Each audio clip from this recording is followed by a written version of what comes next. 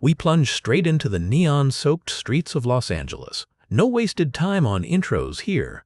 Our driver, a man of few words and intense focus, lays down his ground rules. 5 minutes, that's all you get, no matter what happens. You're on your own.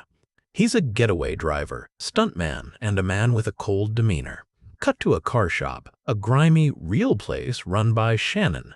His mentor, who speaks of him as a talented zombie, one moment telling the driver that he looks tired, but the next moment pitching that driver's services to sleazy characters. Then, bam, we're thrown into this surreal desert landscape, setting up this feeling of isolation and unease. Sierra Affinity, Oddlot Entertainment, and Bold Films all get their nods before plunging into the narrative. The first scene with dialogue sets the tone immediately, with Gosling's character laying down the rules for his unique line of work. I give you a 5-minute window. Anything happens in that 5 minutes and I'm yours, no matter what. Man, the precision and control oozing from this guy. He looks like he's staring out into the city, but really, he's assessing the situation carefully. Everything hinges on the job going smoothly in that 5-minute window, no more and no less. Switching gears, we see Bryan Cranston's character in his garage. He's an old-school kind of guy, and we understand that. The classic cars say everything. Gosling arrives and gets the news, and Cranston emphasizes he's giving us a plain Jane, boring car. Not good enough for our driver, but they've dropped in 300 horses to the insides. Another point, we catch a glimpse of LA by night, which highlights its density before our man hits the road. It's subtle, but you see the steely gaze in the mirror and a quick flash of the now iconic scorpion jacket.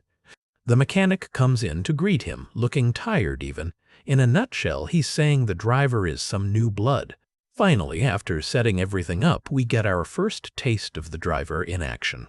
This movie isn't about races, it's a profession for our main character. But where does it go now? What's his purpose and who are his allies?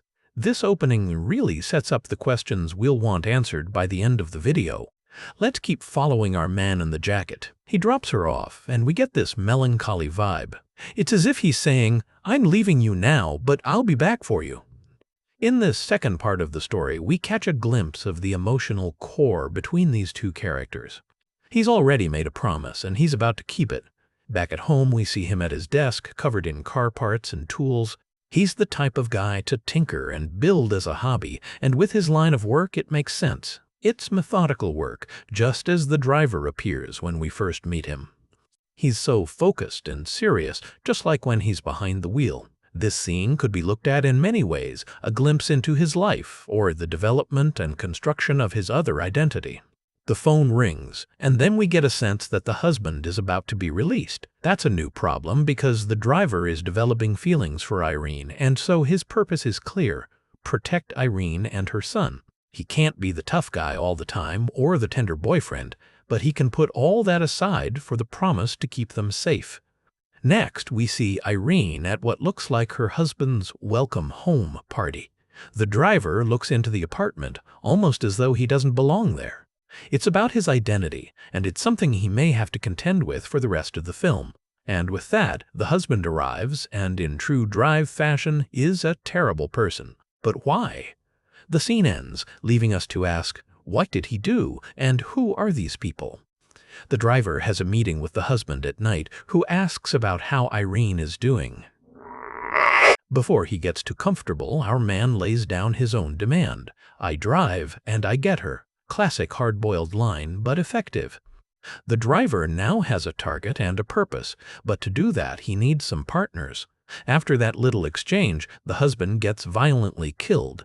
But what does this new development mean for Irene? And what's next for Gosling, since now the mob will come knocking at his door as well? With the husband now out of the picture, driver and Irene grow closer. There's this sense of shared experience, and so their bond strengthens.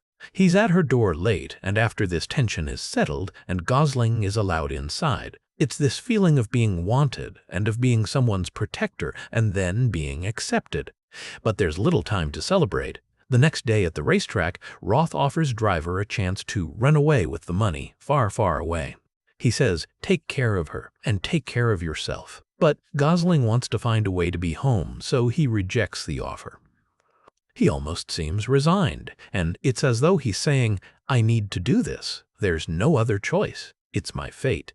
But is it? Speaking of fate, the driver sets up another meeting at a diner, but again, in true Drive fashion, it all goes wrong.